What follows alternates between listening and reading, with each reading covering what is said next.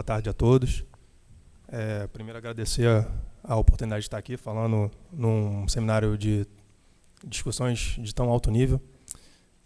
Eu sou José Nogueira, trabalho no BNDES já há 11 anos e a gente montou um lab de blockchain lá no BNDES. E eu vou começar falando com vocês sobre intermediação financeira, que é basicamente a essência dos bancos, e a gente está falando de agentes econômicos superavitários repassando recursos para agentes deficitários, e nesse meio do caminho tem um spread ali que os bancos abocanham. E aí a gente sabe como é que é mais ou menos no mercado brasileiro. O que a gente tem visto é que esse mercado tem ficado um pouco diferente. Ele tem se pulverizado e tem nascido outros players aí. E não sei se vocês tiveram a chance de ler uma recente entrevista do presidente do Bradesco, que ele dizia que quando ele acordava nos dias do passado, ele sabia exatamente quem eram os concorrentes dele e sabia mais ou menos as armas que eles iriam usar. E atualmente ele não tem essa certeza. E aí, o que tem motivado a gente ver esse cenário de tanta mudança? Eu colocaria, é claro que as regulações já mencionadas previamente ajudaram todo esse arcabouço, a ter esse arcabouço, mas a gente está falando basicamente de uma chuva de tecnologias que vem permeando aí a nossa vida, né? Vocês têm aí no bolso uma prova disso, provavelmente no bolso ou nas bolsas. Os nossos celulares, eles são máquinas incríveis que nos acompanham e sabem mais do que a gente mesmo sabe sobre a nossa vida.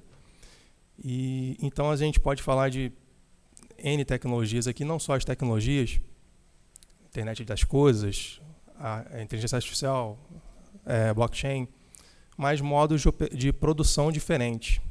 Vocês já devem ter ouvido falar de open source, código aberto, que também é uma outra maneira de produzir software. Provavelmente no celular, se vocês têm um celular Android, tem linha de código proveniente de um trabalho open source, de um trabalho colaborativo, voluntário. E isso vem habilitando inúmeras inovações e criação de novas ferramentas em cima de um software que já foi criado.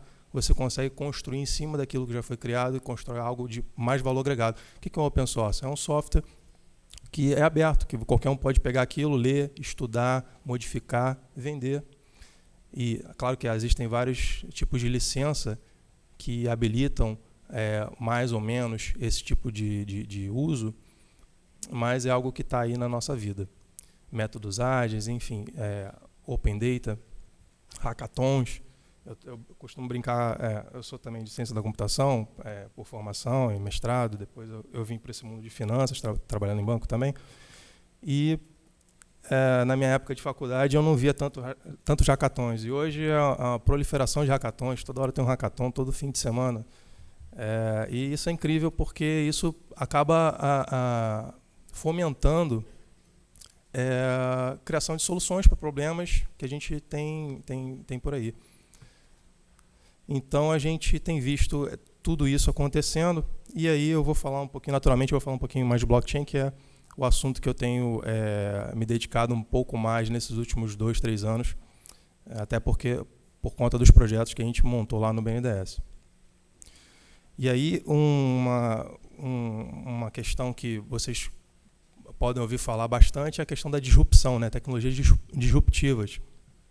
Mas eu gosto muito desse artigo da Harvard Business Review, de 2017, que fala que blockchain é uma tecnologia de infraestrutura, foundational, uma tecnologia que cria uma fundação para que outras tecnologias sejam criadas. A gente ouve muito falar de blockchain, de DLTs, que seria um termo até mais adequado, mas blockchain é o que pegou. Então, a gente ouve muito falar de blockchain por causa da moeda, do Bitcoin, e assim vai, mas essa tecnologia ela permite outros tipos de aplicação, e no final dessa apresentação queria dar uma palhinha sobre isso. Mas a verdade é que um comparativo interessante é que a gente está vendo o surgimento de esses protocolos de blockchain, essas infraestruturas de blockchain sendo criados, e você pode fazer um comparativo como se fosse a internet lá de 94, 93. Lá em 94, 93, ninguém imaginava a internet ter redes sociais do jeito que a gente tem hoje, ou aplicativos de mensagem instantânea. Então, é de se esperar que blockchain providencie uma infraestrutura que aplicações que a gente não consegue imaginar hoje vão surgir. E a gente já vê algumas aplicações funcionando hoje. Vou falar do Bitcoin, naturalmente foi a primeira, né? A aplicação de moeda, que é um negócio, aliás, complicado a beça. Moeda é uma história, é uma narrativa, segundo Harari, né? Mas moeda é uma aplicação complexa. Você pode imaginar aplicações mais simples do que isso. A gente vai ver uns exemplos aí no final. Então, gosto dessa narrativa de tecnologia fundacional, de infraestrutura para blockchain. E se vocês pensarem as empresas lá na década de 90 e nos anos 2000, 1990 anos 2000, a gente tinha nas empresas departamentos segmentados e eles precisavam, cada um com seu sistema, se comunicar. E era uma coisa meio confusa, porque o marketing tinha que mandar informação para operações, o outro tinha que mandar informação para o financeiro, cada um tinha que fazer uma comunicação, desenvolver um protocolo, ali, um sistema, ou vai mandar por telefone um processo de negócio. E isso foi evoluindo para uma coisa que as empresas investiram muito, aliás, muito caro isso, sistema de gestão integrado. Né? A gente, por exemplo, pode citar o caso da SAP, né? Que entra nesse quadro aí como um sistema de gestão integrado para você ter uma visão única das informações da empresa toda e dali você acessa, você consulta, você consegue tirar seus relatórios. E todo mundo vê aquilo de uma forma unificada. A gente pode entender blockchains permissionadas, que aí uma blockchain seriam blockchains que são restritas a um determinado grupo de organizações, da mesma forma. Seria um sistema integrado de gestão para organizações. Então, em vez de você ficar mandando dado para a empresa A, para a empresa B, para a empresa C, você tem um lugar único onde você consulta aquelas informações pertinentes àquele processo de negócio. Isso pode diminuir bastante custos, pode diminuir bastante fricção, eficiência no processo e novos processos podem ser desenhados. E aí é interessante você falar o seguinte, a gente pode imaginar o seguinte, isso aí dá para fazer com API. Sim, APIs, o que são APIs? Né? A gente fala muito de APIs até por questão de falar de Open Bank, de você fazer integração entre bancos, entre empresas, entre diferentes organizações usando uma comunicação entre sistemas. E essa comunicação entre sistemas ela se dá por meio dessa sigla aí, que significa Application Program Interface. É uma interface de comunicação. Na engenharia é muito comum o uso dessa terminologia interface, né? E você resolve muito isso, a integração entre diferentes empresas e sítios eletrônicos, usando esse mecanismo chamado API. Só que reparem o seguinte, nesse quadro aí que está colocado, cada instituição continua tendo seu sistema, continua tendo sua base de dados, continua tendo sua verdade dos fatos. E aí quando você faz uma integração entre APIs das diferentes organizações, você incorre nos custos de transformar aqueles dados para que o outro sistema consiga entender aqueles dados. Você tem esse tipo de custo operacional. E tem que validar os dados, às vezes tem que fazer isso de uma forma manual. Mas é muito bom, é uma abordagem muito interessante, é uma abordagem bastante utilizada em Open Bank. Inclusive lá no BNDES a gente tem um caso bem interessante de uso de APIs para integração com agentes financeiros. E aí, rapidamente falando desse, a gente tinha, lá no banco ou no BNDES, a gente tinha o caso de fazer uma aprovação automática, uma aprovação de operação com agentes financeiros que levava cerca de 3 dias. E a gente passou a usar um mecanismo de comunicação via API de máquina para máquina, da nossa máquina do BNDES para a máquina do agente financeiro, e de 3 dias passou a ser uma aprovação em 3 segundos. Então, excelente, reduzimos o tempo absurdamente, todos felizes. Muito boa abordagem. Mas a gente deve falar aqui de outro tipo de abordagem utilizando blockchain, ou DLTs. Distributed Ledger Technology. Ledger distribuída, a tecnologia de livro-razão distribuído.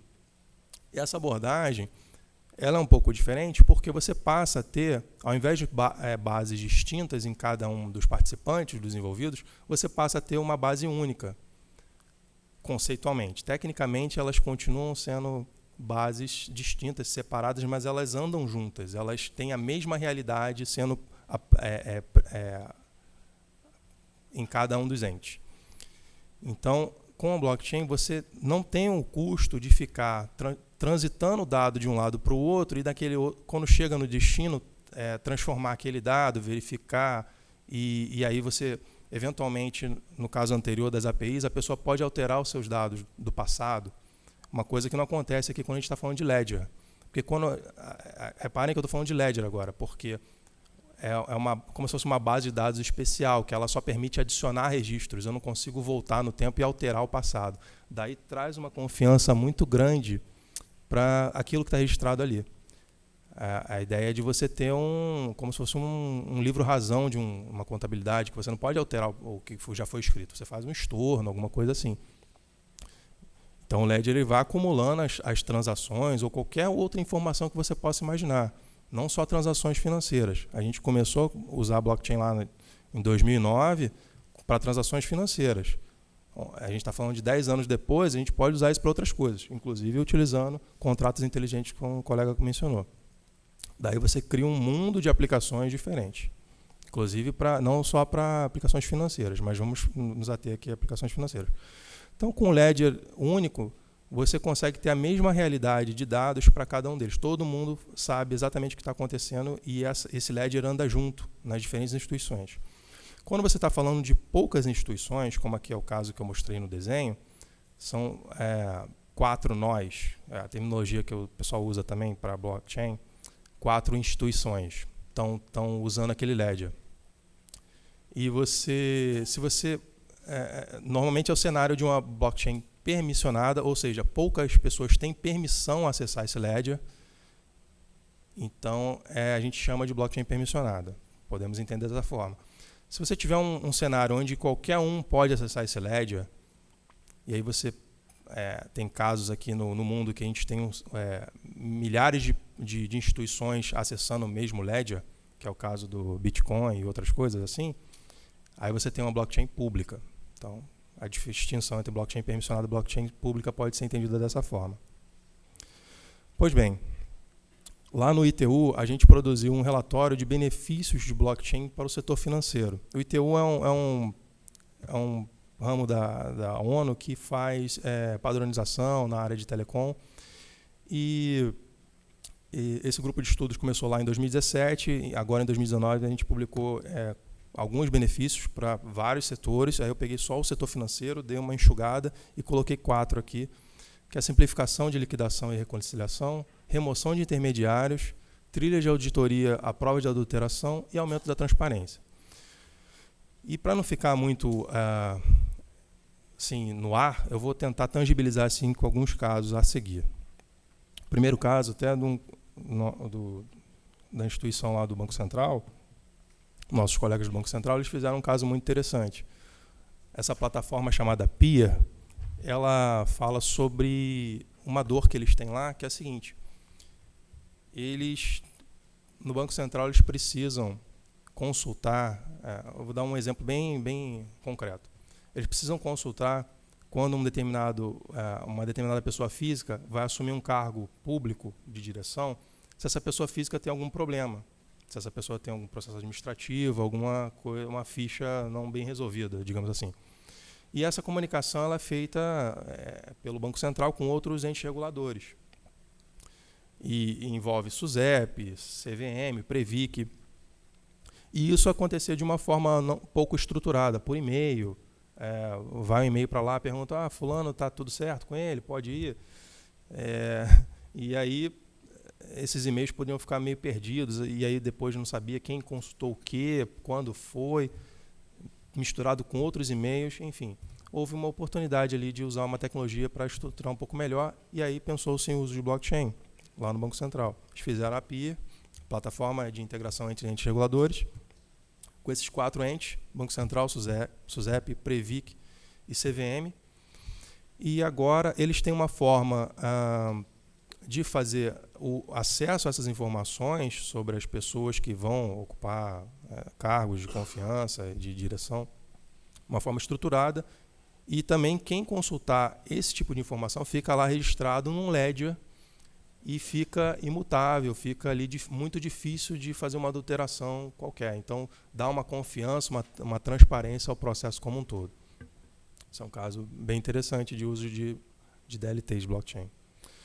Um outro caso que eu queria mencionar rapidamente com vocês é o caso do Banco Mundial. Eles fizeram a emissão de títulos de dívida, bonds. Eles fizeram a emissão ano passado, em agosto do ano passado, e nesse caso eles envolveram além do Banco Mundial, foi o outro participante desse ledger, foi o CBA, que é o Commonwealth Bank da Austrália. E essa emissão eles captaram no ano passado 110 milhões de dólares australianos e fizeram uma nova rodada esse ano, captaram mais 50 milhões de dólares australianos. E, novamente, tentando tornar o processo de emissão de bonds mais barato, tentando tirar algum intermediário, tentando reduzir tempo de envio, dar transparência aos investidores. Esse é o caso que eles fizeram lá. E aí os casos que a gente tem lá no BNDES, a gente tem basicamente esses 2 casos, que a gente começou por volta de 2017. A gente tem esses 2 projetos. Os 2 projetos eles têm a finalidade de dar mais transparência aos desembolsos do BNDES. É uma demanda que a gente entende super legítima da sociedade e a gente quer usar a tecnologia para tocar isso, melhorar ainda mais, né? A gente vê essa oportunidade. O True Budget ele é uma blockchain, um ledger permissionado, e ele está tratando de fazer um logbook ou um registro no ledger de tudo que está acontecendo com os desembolsos do Fundo Amazônia. Então fica registrado lá quando foi, quem foi, e quem recebeu o dinheiro vai lá, entra no ledger e confirma que recebeu. Então com isso a gente dá mais transparência às doações que são feitas para o Fundo Amazônia. A proposta é essa. Esse projeto é feito em parceria com o KfW, da Alemanha, que é o Banco de Desenvolvimento da Alemanha. E, na verdade, eles desenvolveram a ferramenta com a intenção de aplicar essa ferramenta para a África. E quando a gente ficou sabendo desse projeto, a gente entrou em contato com eles, falou, olha, o projeto de vocês é muito interessante, a gente quer analisar com vocês a possibilidade de usar isso no banco, porque vocês já são doadores do Fundo Amazônia, então acho que faz sentido. A gente achava que fazia sentido e eles toparam. A gente fez uma oficina, um workshop com eles em 2018, eles vieram de Frankfurt e validaram os avanços desse projeto, e a gente está hoje em produção com esse projeto, então já há registros em blockchain para esse Fundo Amazônia no BNDES. Inclusive, a gente fez integração, a gente conseguiu fazer uma automação em que tudo que sai do caixa do BNDES para o Fundo Amazônia, de acordo com certas regras, que a gente está em produção, mas em pequena escala, porque a gente precisa fazer em passos pequenos, mais constantes, que a gente vai administrando a complexidade técnica, mas a gente já consegue registrar isso na blockchain do BNDES. Hoje a gente tem três projetos do Fundo Amazônia registrados na blockchain do BNDES. E esse é o primeiro projeto. Então, 2 nós, um no Rio de Janeiro, duas instituições, uma no Rio de Janeiro, que é o BNDES, e outra em Frankfurt. Por último, o BNDES Token, que o Carlos Tadeu mencionou, que é a nossa abordagem para criar um ativo financeiro digital, um token, para dar transparência aos desembolsos feitos pelo BNDES. E aí esse projeto é até mais ousado, porque em vez de ter um ledger permissionado com 2 nós ou 4 nós, a gente está falando de usar uma possibilidade real. A gente, inclusive, já fez experiências nesse sentido. A gente conseguiu disponibilizar os desembolsos. Começamos a fazer desembolsos do BNDES usando esse token, primeiro para o governo do Estado do Espírito Santo e depois para a Ancine. Então é algo que a gente está evoluindo e a gente está investindo agora, inclusive, no papel que o banco tem para auxiliar o governo federal na área de desestatização. Bom, com isso, eu queria encerrar falando dessa oportunidade que o Brasil tem para as empresas, para as fintechs, para os bancos, que é uma oportunidade de se reinventar. A tecnologia está aí para isso e deixa de ser uma questão de diferencial competitivo para ser uma questão de necessidade de sobrevivência. Muito obrigado.